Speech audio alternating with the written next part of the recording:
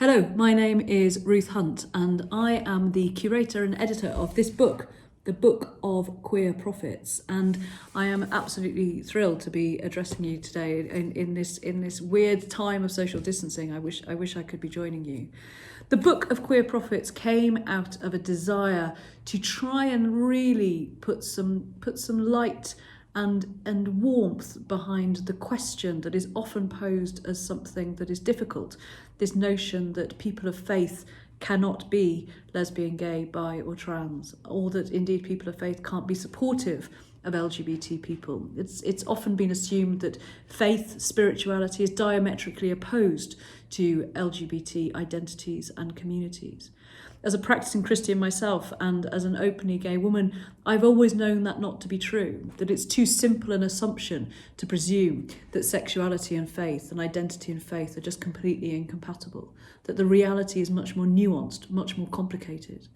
What I wanted to do in this book is bring together a range of different voices. Some people who have no faith at all, some who have a relationship with God but not with the traditional church, and others who are very much part of the established Christian faith. The lens is primarily Christian, with some wonderful contributions from Jewish and Muslim writers as well. But we were really interested in examining the role of Christian faith, in part because the Church of England in particular has such immense influence over some of our biggest institutions, both in the UK and further afield.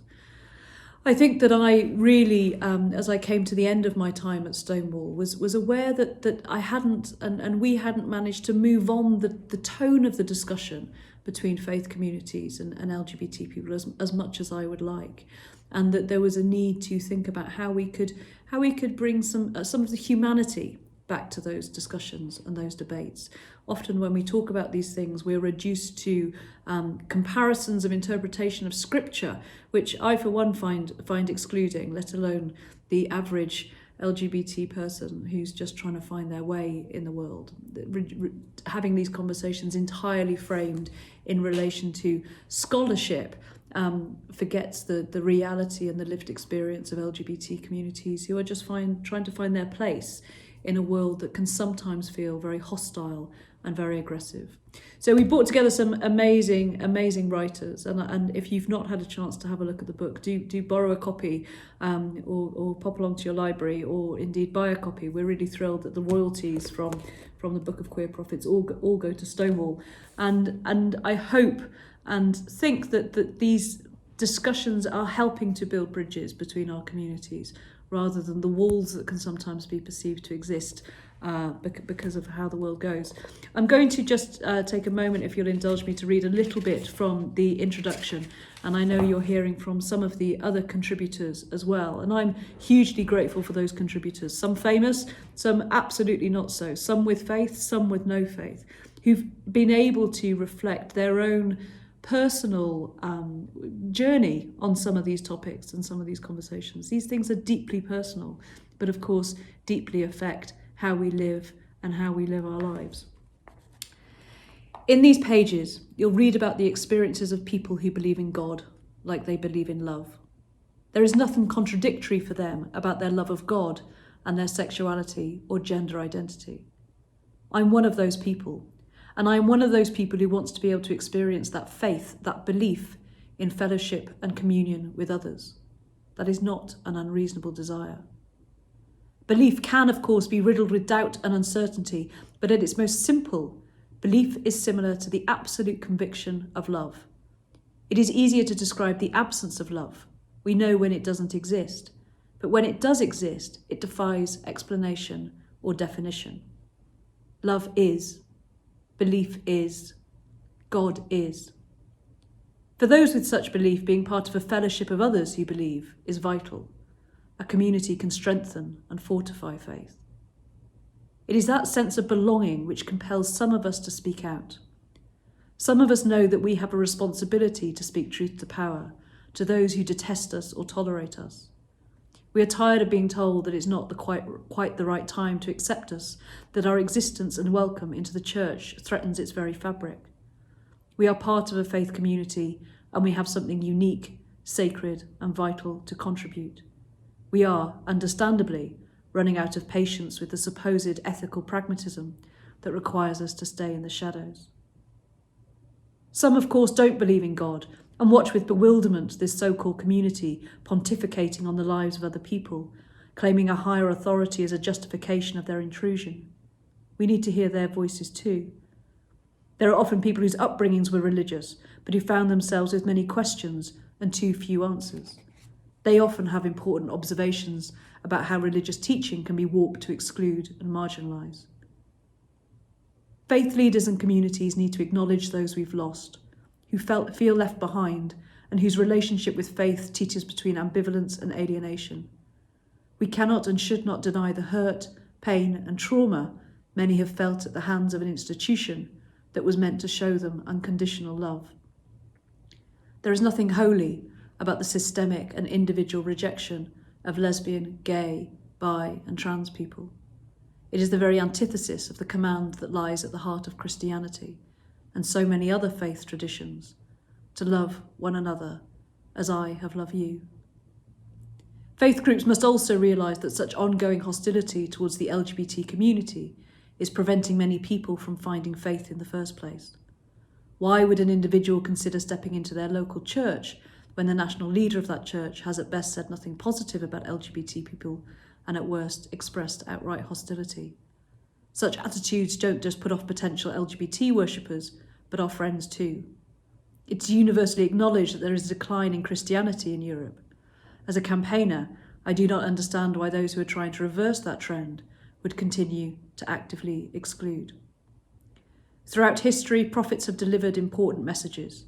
In Greek, the word prophet is a compound of pro, in advance, and phemai, to tell.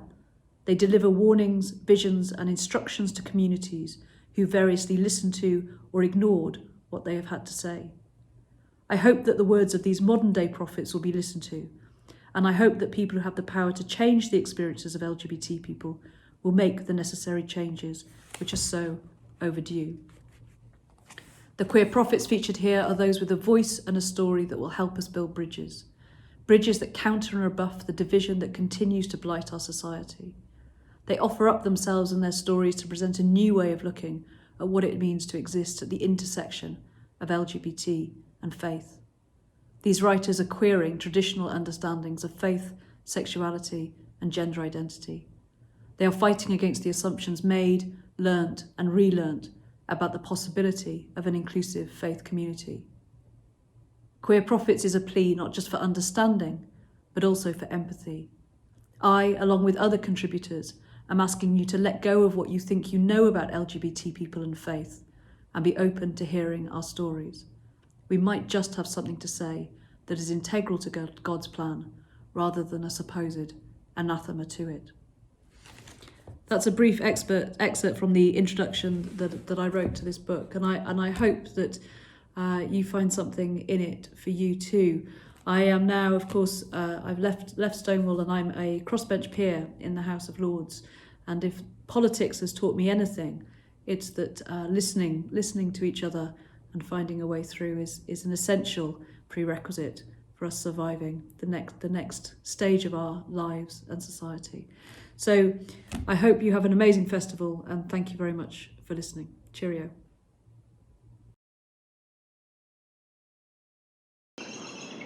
Hello, my name is Keith Jarrett. I'm a writer, performer, and educator. And my essay in the Book of Queer Prophets is 50 observations on avoidance. I was slightly overwhelmed when I was asked to be a part of this book. And I had so many unresolved questions and ideas that I wanted to explore. And the only way that I could do that was by compiling this list, which, contrary to what it seems, isn't a chronology of events or ideas, but actually is an interweaving of different thoughts. I'll read a few of them, and we'll start with 15. Here I am now, writing about God. No matter how much I avoid talking about belief, I always end my nights writing into this silence. 19. This essay isn't about conflict per se. Conflict is a tired, well-trodden road with many potholes. Conflict of belief and sexuality, conflict over the interpretation of scripture, the rigidity of culture, conflict over the fragility of the bodies who have to navigate this conflict and who dance around it naked and timid in bedsits and cathedrals, conflict over which vision of God or morality trumps the other, over what constitutes the sin and what constitutes the sinner, over whether these categories have any hold over the supposedly enlightened body. Where is your sting? Where is your victory? Conflict over the boundaries of black masculinity even, our unspoken inheritances, a soup of conflicts. 20. This isn't about conflict, but about the avoidance of it. How the fragile peace I've created for myself is a precarious one. How avoidance is sometimes a violent act in itself. 25.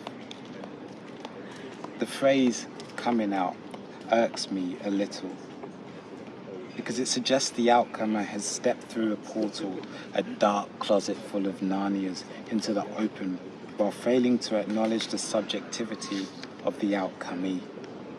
What if the receiver of this new information was the subject?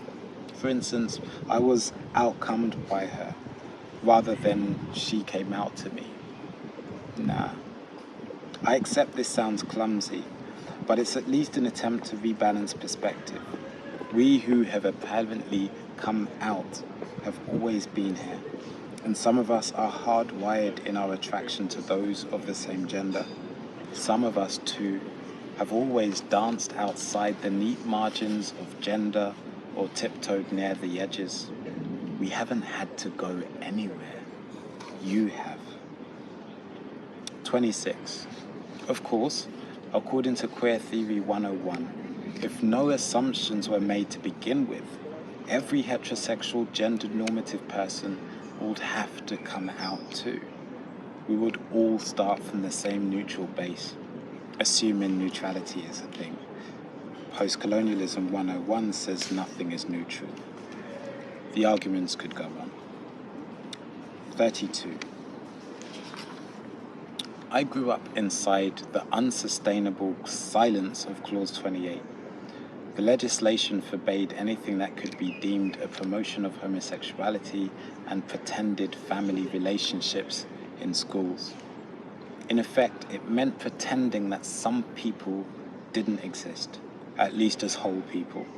The teachers, the librarians, the children themselves, a whole, an incompleteness. If you don't talk about us, we're not there, even when we are. This silence was damaging, made us vulnerable to abuse and self-loathing. At the time of writing, this atmosphere has begun to re-emerge. 36.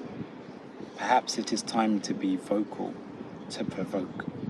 Like me, many friends I've met have rejected the church, which they see as rejecting them. We avoid danced years ago, silently slipping out of the pews and away, having neither the strength nor self-esteem to advocate for ourselves. 37. I have a myriad of criticisms, particularly of the evangelical and of the Pentecostal church, both from which I once hailed. But this isn't the space for them. This is more about the people who inhabit faith communities. This is an appeal not to just ignore or to accept, but to invite, to humanize, to reach out from the shadow of institutions, to be part of the wound healing process, to prevent further harms. It is in your interest to do so, for your future survival and for mine. Thank you.